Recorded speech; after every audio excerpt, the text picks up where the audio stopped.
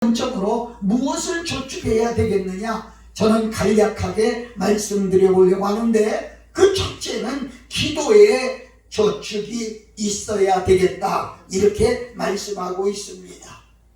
아마 제가 이렇게 얘기하면, 목사님 지금은 우리가 행복합니다, 지금은 편안합니다, 그런데 꼭 기도하라고 하십니까? 라고 말할지 몰라요. 그러나 잘 들으세요. 지금이 기도할 때입니다. 평화로울 때 기도할 때요, 편안할 때 기도할 때요, 넉넉할 때 기도할 때요, 근심 걱정이 없을 때 기도할 때입니다. 왜 그런가 하니, 그때 기도하면 힘들고 어려울 때 그 기도가 자동으로 이어져 간다고 하는 것을 우리가 볼 수가 있습니다. 성경에 보면 기도의 내용이 수없이 많이 나옵니다. 몇 군데 짚어본다고 하면 예수님은 이런 말씀을 했어요. 기도 외에는 다른 곳으로 이런 이유가 나갈 수 없다, 이렇게 말씀합니다. 여러분, 평상시 기도하지 않으면, 편안할 때 기도하지 않으면, 진짜 힘들고 어려울 때 기도하려고 하면 막상 기도가 잡히질 않습니다.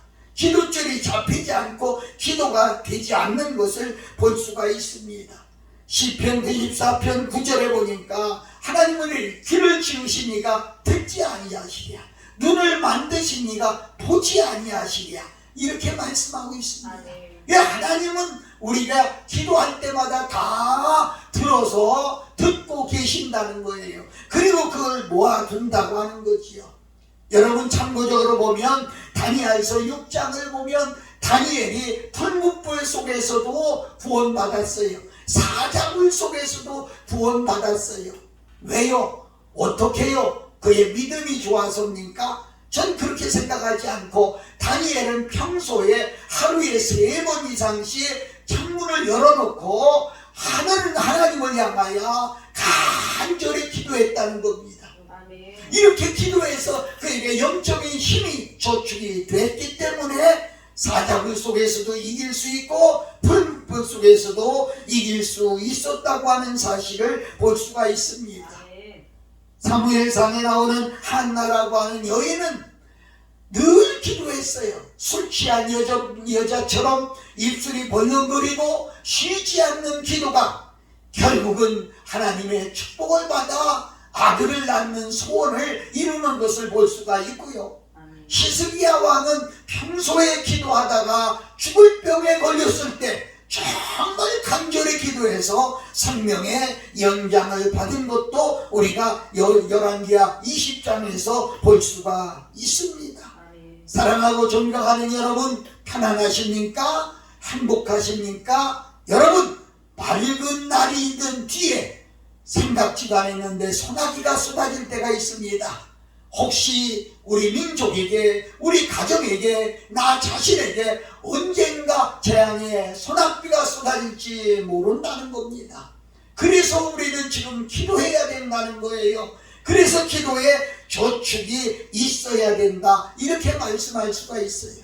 그래서 여러분들 혹시 목사님으로서 무슨 기도를 하랍니까? 이렇게 물으신다고 하면, 저는 한두 가지만 말씀을 드린다고 하면, 첫째는 미래를 위해서 기도하라는 겁니다. 우리는 내일 일을 알 수가 없습니다. 오늘 편안하다 하는 사람이 내일 갑자기 고난의 늪에 빠질 수도 있다고 하는 것이죠. 그래서 바로 오늘 기도해야 된다는 겁니다. 내일 일을 위해서 기도해야 돼요. 내일 당할 환난을 위해서 기도해야 돼요. 내일 민족을 위해서 기도해야 된다, 이렇게 말씀드릴 수가 있습니다. 또 시험을 대처하기 위해서 기도해야 된다고 이렇게 말씀드릴 수가 있어요. 여러분, 시험은 예고하고 오는 게 아닙니다. 갑자기 오는 겁니다. 이번에 우리나라에 상상도 못하는 강원도에 산불이 터져가지고 그야말로 가저 초토화되는 그런 모습을 뉴스 현상에서 볼 수가 있어요. 산이 타고 주택들이 타고 이재민이 나고 얼마나 무서운지 몰라요. 저는 텔레비를 보다가 얼마나 무서운지 몰라요. 이런 일을 미리 대비하지 않고, 우리나라 속담에 그런 말이 있죠. 소 잃고 외양간 못 친다고 하는 그런 속담이 있습니다. 마찬가지로 큰일이 터졌을 때 기도하는 것이 아니라 지금 우리의 미래를 위해서 기도해야 된다는 것이요. 우리나라는 3월달에 대통령을 뽑는 선거가 있습니다. 누가 대통령 될지 아직까지는 아무도 알 수가 없어요. 무속인들은 자기들이 정치고 누가 될 거라고 말하지만 그건 자기 기분에 치우치는 거지 우리는 예측할 수가 없어요. 그래서 우리는 내 다음 날을 위해서 하나님 앞에 기도해야 된다는 겁니다. 정말 하나님이 기뻐하시는 대통령, 하나님을 두려워하는 대통령, 정말 국민을 사랑하는 대통령, 정말 우리 자유대한을 지킬 수 있는 그런 대통령이 되게 해달라고 우리는 오늘도 기도해야 된다는 겁니다. 논쟁 필요 없어요. 말다툼하지 마세요. 우리는 기도로 승리해야 되겠다, 이렇게 말씀할 수가 있습니다. 두 번째는 가정을 위해서 기도해야 된다는 거예요. 여러분과 내 가정이 편안할 때 기도해야 된다는 거예요. 저는 어저께도 들은 얘기가 깜짝 놀라는, 편안한 줄 알았더니 다 그 가정이 부서졌더라고요. 이런 얘기를 한두 번 들어보는 게 아닙니다. 여러분, 믿음의 가정들이 왜 깨집니까? 왜 박살이 납니까? 그것은 기도가 없기 때문에, 그래서 믿음으로 살지 않기 때문에 이런 역사가 일어난다, 이렇게 말씀드릴 수가 있습니다. 지금 여러분과 내가 기도해야 될 것은 우리의 가정을 위해서, 우리의 자녀들을 위해서, 그리고 내 직장을 위해서, 나의 삶을 위해서 정말 하나님 앞에 기도하는 것이 필요하다, 이렇게 말씀드릴 수가 있겠습니다. 여러분, 나라와 민족을 위해 기도하셔야 됩니다. 지금 우리는 세계 한쪽에 전쟁이 일어나서 난리를 피는 것을 우리는 목도하고 있습니다. 여러분, 우리나라도 그렇게 되지 말라고 누가 문서상으로 만들어 놓은 것이 없다는 것이요. 어느 날 어느 때에 우리 민족에게도 이런 일이 일어날지 모르기 때문에 나라와 민족을 위해서 기도해야 된다. 살기 좋은 나라, 편안한 나라, 복음으로 통일되는 나라, 이 나라에 하나님의 뜻이 실현되는 나라, 이 나라를 위해서 우리는 쉬지 않고 기도해야 되겠다, 이렇게 말씀드릴 수가 있겠습니다. 여러분, 이 애굽에서는 7년 풍년 드는 동안에 이렇게 준비해가지고 7년 풍년 드는 동안도 끄떡 없이 세계를 다 이길 수 있는 이런 나라가 된 것은 바로 저축 생활이었다, 이렇게 말씀합니다. 사랑하는 여러분, 영혼이 잘 돼야 범사가 잘 되고 강건하다고 그랬습니다. 영적인 것이 무너지면 육신적인 것은 순식간으로 무너지는 것입니다. 영적이 바로 서야 되겠습니다. 그것을 위해서 오늘 우리는 정말 하나님 앞에 무릎 꿇고 기도할 수 있기를 예수 그리스도의 이름으로 축복합니다. 두 번째는 말씀이 저축되어야 되겠다, 이렇게 말씀합니다. 시편 1편에 말하기를 복 있는 사람은 악인의 길을 쫓지 아니하고 오만한 자리에 앉지 아니하고, 그것보다도 더 중요한 게 뭐예요? 말씀을 귀하로 묵상하는 자로다, 그렇게 말씀합니다. 계시록 1장 3절에 보니까 이 말씀을 읽는 사람, 이 말씀을 듣는 사람, 이 말씀을 지키는 사람이 복이 된다, 그렇게 말씀했어요. 사랑하는 여러분, 저는 참 감사한 것이 오늘날 설교를 하면서 그때그때 말씀을 주시는 것을 보면 제가 청년 시절에 말씀을 읽어놓은 것, 그것이 지금 생각이 나요. 심지어는요, 주일학교 때 선생님들을 통해서 들은 말씀이 지금 새로 생각이 날 때도 있습니다. 무슨 얘기입니까? 들었기 때문에 또 읽었기 때문에. 여러분, 이게 얼마나 소중한지 몰라요. 묵상한다고 하는 것은 속에 들어있는 것이 있어야 생각이 나는 거예요. 듣지도 못한 얘기를 어떻게 생각하겠어요? 읽어보지도 않은 말씀이 어디서 생각나겠어요? 여러분, 이 말씀을 가지고 있어야 영적 전쟁에서 승리할 수가 있습니다. 에베소서 6장에 말씀의 검, 성령의 검, 하나님의 말씀을 가지라 이렇게 말씀했거든요. 그래서 우리가 영적인 말씀을 가져야 영적인 전쟁에서 승리할 수가 있고, 마귀를 물리칠 수 있고, 사단을 대적할 수가 있고, 그리고 나 자신도 지켜나갈 수가 있다는 것이죠. 사랑하는 여러분, 평안할 때 말씀을 읽어두세요. 평안할 때 말씀을 많이 들어두세요. 그래서 내 안에 저축하는 것이 얼마나 참으로 중요한지 알 수가 없습니다. 세상이 얼마나 압박합니까? 이런 압박한 세상에 말씀마저 없으면 얼마나 쓰러질 수밖에 없습니다. 오늘 나와 여러분들이 말씀을 저축해야 됩니다. 편안할 때 예배 열심히 드리세요. 가족이 편안할 때 예배 열심히 드리세요. 그리고 말씀을 많이 읽으세요. 하루에 말씀을 얼마씩이나 읽습니까? 어떤 분은 그렇게 말씀을 해요. 하루에 구약 2장과 신약 1장을 읽으면 1년이면 성경을 한 번 다 전체를 읽을 수 있다, 이렇게 말하더라고요. 여러분, 이렇게 말씀이 읽어져서 차곡차곡 쌓아놓으면 우리가 힘들 때 그 말씀이 생각납니다.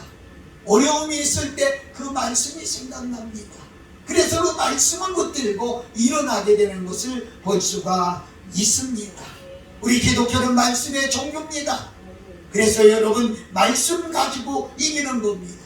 하나님은 말씀으로 우주를 창조하셨고, 그리고 그 말씀이 육신이 돼서 세상에 오신 분이 예수 그리스도입니다. 그래서 우리가 말씀을 많이 읽어야 됩니다. 여러분에게 권면하고 싶은 것은 금년도 3월이 되고 있습니다. 금년에 한번 성경 한 번이라도 읽어보시지 않겠습니까?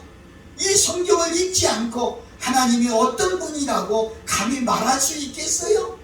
이 성경을 읽지 않고 예수님이 어떤 분이라고 말씀할 수가 있겠어요? 이 성경을 읽지 않고 어떻게 내가 그리스도의 증인이라고 나설 수가 있겠습니까? 말씀을 많이 읽어서 말씀을 묵상함으로 여러분들에게 힘이 되고, 이 말씀은 힘입니다. 이 말씀은 검입니다. 이 말씀은 날쌘 검과 같다고 그랬어요. 그래서 이 말씀으로 승리하는 겁니다. 아무쪼록 이 방송을 듣는 모든 분들, 여러분들 그냥 한번 듣고 지나가서는 안 된다는 거지요. 말씀을 들어서 말씀으로 저축되는 축복의 역사가 있기를 예수님 이름으로 축복합니다. 여러분, 하나의 말씀을 더 드린다고 하면 헌금에서 물질적 축복을 저축해야 되겠다는 거지요. 여러분, 여유 있습니까? 하나님께 헌금하세요. 예수님은 미래의 천국 상급을 위해서 저축하라고 했습니다. 마태복음 6장 19절에 보면 너희 보물을 하늘나라를 위하여 하늘에 쌓아두라고 그랬습니다. 우선 먹고, 우선 즐기고, 우선 재미나게 사는 것이 문제가 아니라 우리는 천국 창고에 쌓아놓는 것이 더 중요하다, 그렇게 말씀을 드릴 수가 있어요. 성경을 읽어보면 어떤 사람은 버릴 걸 버리지 못해서 망한 사람이 있고요, 어떤 사람은 과감하게 하나님 앞에 드려서 성공하고 축복받은 사람이 있어요. 여러분, 마태복음 19장에 보면 어떤 부자 청년이 왔습니다. 예수님께 그에게 물었어요. 너 가진 것이 뭐냐? 그랬더니 자기가 많은 것을 가지고 있는 얘기를 했어요. 성경엔 그를 부자라고 표현했어요. 그리고 그를 관원이라고 표현을 했어요. 예수님은 그에게 말했어요. 너 돌아가서 내 가진 것을 다 팔아서 가난한 사람들에게 나눠주라. 그리하면 내게 보화가 있을 것이다 라고 말씀해 줬어요. 이 청년은 성경에 기록하기를 재물이 많아서 근심하며 돌아가니라 이랬습니다. 물질이 아까워서. 지금 우크라이나가 그쪽에 큰 전쟁이 나죠. 거기 한국 사람들이 다 나왔어요. 나오고 있어요. 제가 아는 어떤 선교사님 한 분이 있어요. 거기 가서 집을 샀어요. 거기 가서 복음전화교회에서 좋은 자동차도 샀어요. 막상 나오려고 하니까 집이 아까운 거예요. 그 자동차 어떻게 해서 샀는데, 그러나 이쪽에 지인들이 그거 다 내버리고 빨리 나오라고 번널해가지고 집도 그냥 놔두고 자동차도 그냥 놔두고 다 내버리고 몸만 받으시 나오고 말았지요. 사랑하고 존경하는 여러분, 지나가는 얘기로 들을 것이 아니라 정말 우리는 세상의 모든 것 그대로 놓고 어떻게 하겠습니까? 정말 우리가 하나님 앞에 나와서 해야 된다는 거죠. 고린도서 8장 9장을 우리가 헌금론장이라 이렇게 말하고 있지요. 거기서 바울은 이랬어요. 적게 심은 자는 적게 거두고 많이 심은 자는 많이 거둔다 그랬어요. 저는 목회자 세미나나 목사님들 설교를 많이 갑니다마는 이렇게 목회하면서 주변에서 보면은 평신도 때 하나님께 헌금으로 많이 심은 사람은 목사가 됐어도 물질의 고통을 당하지 않더라고요. 근데 목사님이 되어서도 물질의 고통을 당하는 사람들 대다수를 보면은 평신도 때 아주 인색하게 하나님께 드리기를 싫어했던 그런 사람들이 당하는 모습을 가끔 보게 되는 것을 볼 수가 있습니다. 여러분, 오늘 우리는 한번 생각해 보셔야 돼요. 기도해 보세요. 주님께서 쓰시겠다고 하면 마태복음 21장에 예수님이 예루살렘으로 가시려고 할 때 올라가실 때에 나귀 임자가 있었죠. 제자들이 가서 나귀를 끌어오려고 하니까 그 나귀를 왜 끌어가느냐고 소리치니까 주님이 쓰시겠답니다. 이 말 한마디에 나귀 주인은 어서 가져가라고 내놓는 모습을 봤지요. 사랑하고 존경하는 여러분, 하나님이 여러분을 쓰시겠다고 하면 여러분 자신을 내놓으실 수 있겠습니까? 하나님이 여러분의 재물을 쓰시겠다고 하면 할렐루야 가져가세요 하고 내놓을 수 있겠습니까? 하나님이 여러분의 모든 것을 쓰시겠다고 하면 아멘 하실 수 있겠습니까?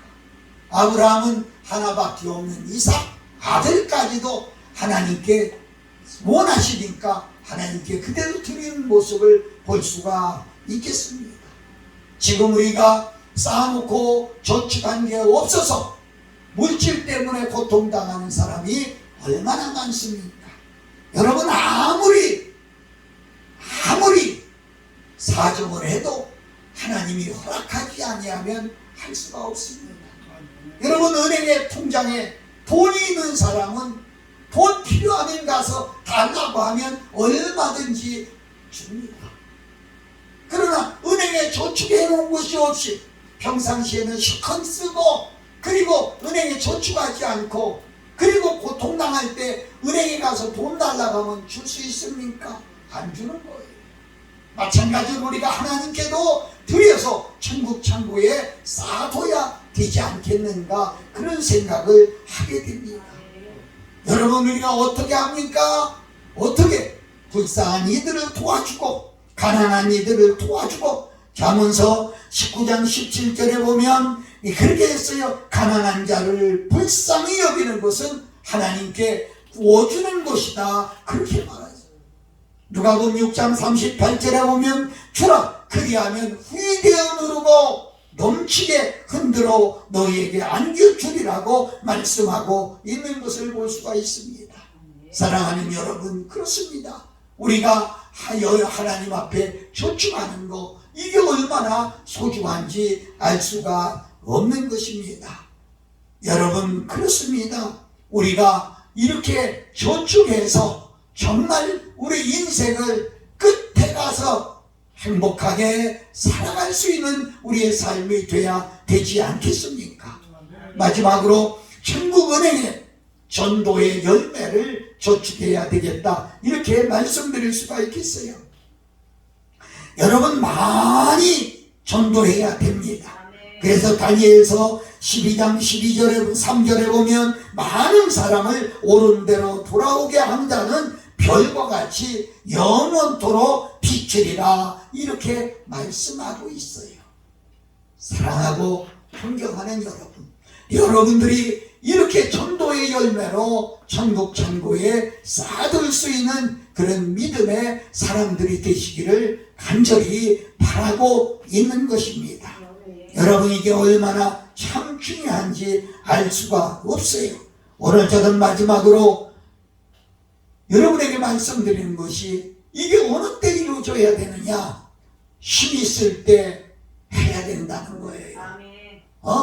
힘 있을 때, 또 언제요? 젊었을 때.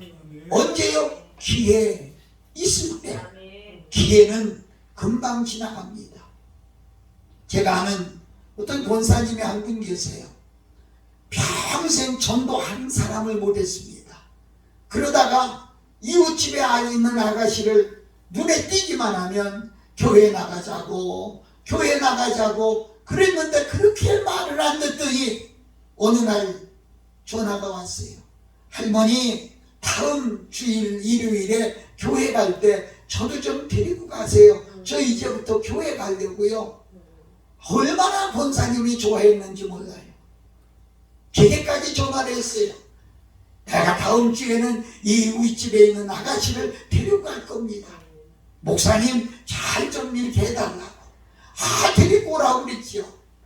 그런데요, 토요일 날 저 대전에 있는 딸한테 전화가 왔어요. 엄마, 큰일 났어요. 우리 애들이 아픈데, 큰애가 아파서 병원이 데리고 가야 되겠는데 둘째 애를 어디다 맡길 데가 없어요. 엄마 잠깐 와서 이 아이 좀 봐주세요. 그래 토요일날 아침에 대전에 데려갔습니다. 그런데 두 큰애가 병원에 가서 오질 않아요. 저녁 때에서 돌아와야 주일날 교회 갈 수 있는데 돌아오질 않아요. 그래서 한참 걱정하다가 그 전도한 아가씨한테 전화했어요. 아가씨, 미안해. 내가 이래서 대전에 와 있어서 교회 다음 주에는 여기서 예배를 드려야 돼. 내일은 여기서 예배를 드려야 돼. 그러니까 우리 다음 주에 가자. 이게 아가씨가 그럼 그렇게 해요 할머니 이랬어요. 그래 이 권사님은 안심하고 대전서 주일 예배를 드리고 올라왔어. 여러분, 미안합니다. 이 아가씨가 그 다음 화요일 날 자기 방에서 목매여 죽었습니다. 권사님은 돌아가실 때까지 이것이 한이 되고 후회가 되는 거예요. 나 때문에 그 아가씨가 지옥 갔다고. 그때가 기회였었는데 내가 기회를 놓쳤다. 사랑하고 존경하는 여러분, 기회는 항상 있는 것이 아닙니다. 여러분에게 나와 여러분에게 오늘이 기회일지도 모릅니다. 영적 저축생활 열심히 해서 피폐하고 힘든 세상에 우리는 풍부하게 영적으로 승리하고 살아야 될 줄로 믿습니다. 여러분과 내게 이 은혜로 넘치는 귀한 시간 되기를 예수님 이름으로 축복합니다. 기도하겠습니다. 걸어가신 우리 아버지 하나님, 영적 저축생활 마음에 두고 기도하며 생각하게 하옵소서. 우리의 연약함을 아시는 아버지, 넉넉할 때, 편안할 때, 행복하다고 생각할 때 많이 저축해서 모든 시험과 어려움을 극복하고 이기고 나갈 수 있도록 축복하여 주시옵소서. 예수님 거룩하신 이름으로 간절히 기도하옵나이다. 아멘.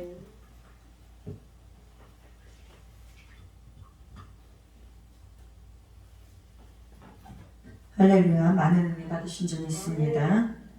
저와 여러분들의 삶 속에서 영적 저축 생활을 많이 하셔서 하나님 앞에 이 땅에서도 승리하며 살아가시는 저와 여러분들이 되시기를 축복하며 기도합니다.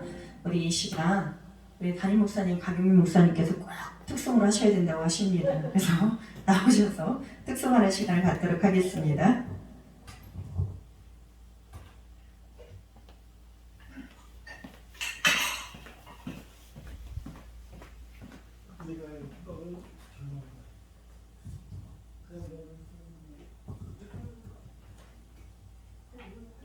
네, 거기 뭐예요?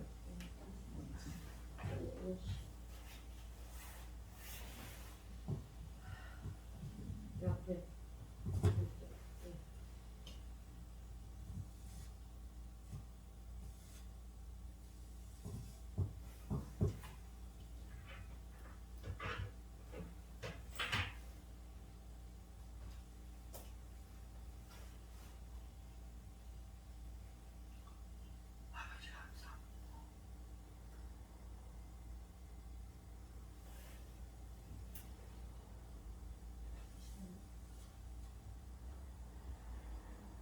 너는 젊은 날.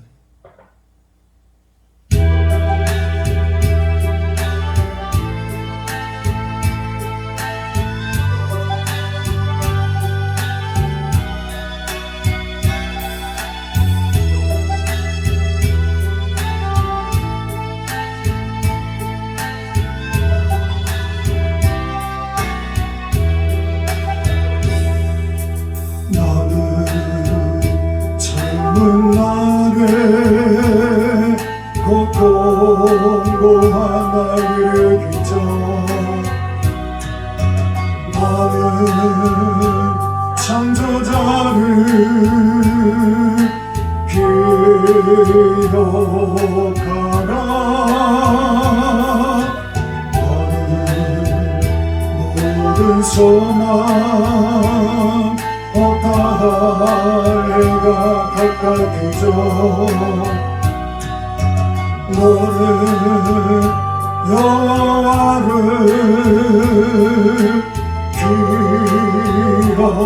기억하라. 해와 달과 별 어둡기 전에 그대 구름이 다시 비죠. 해와 달과 별 어둡기 전에 비비 구름이 다시 비죠. 해가 저물면 밤이 온다네. 그때는 내 주님 후회하리. 해가 저물면 밤이 온다네. 그때는 늦으리 슬피 울리리. 너는 젊은 날에 주님 말씀 순종하라. 마음과 쏟은 날에 영원한 생각하라. 달과 별 어둡기 전에 비비 구름이 다시 비죠. 해와 달과 별 어둡기 전에 비비 구름이 다시 비죠.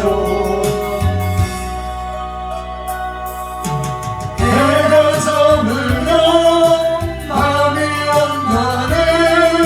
그때는 내 주님 후회하리. 해가 저물면 밤이 온다네. 그때는 늦으리 슬피 울리리. 너는 젊은 날에 주님 말씀 순종하라. 마음과 쏟은 날에 너만 생각하라. 마음과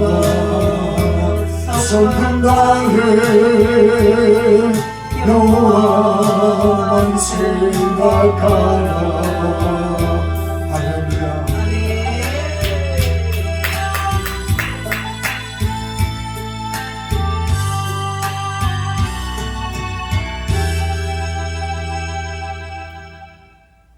할렐루야. 은혜 받았습니다. 우리 이제 말씀 전해주신 목사님 나오셔서 우리 축도로 예배를 마치도록 하겠습니다.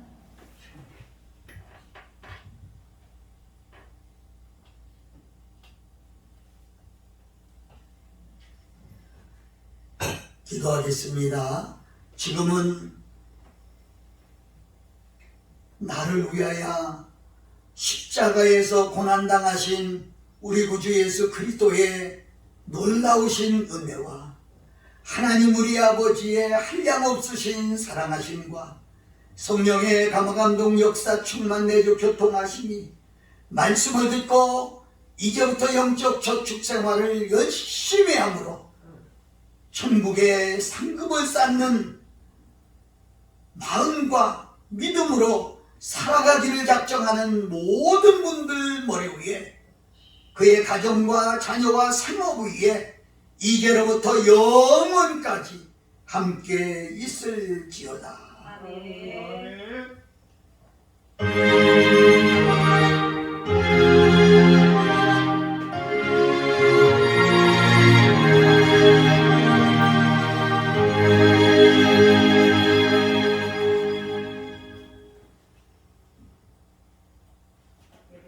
예배를 마쳤습니다. 네, 많이 받았습니다.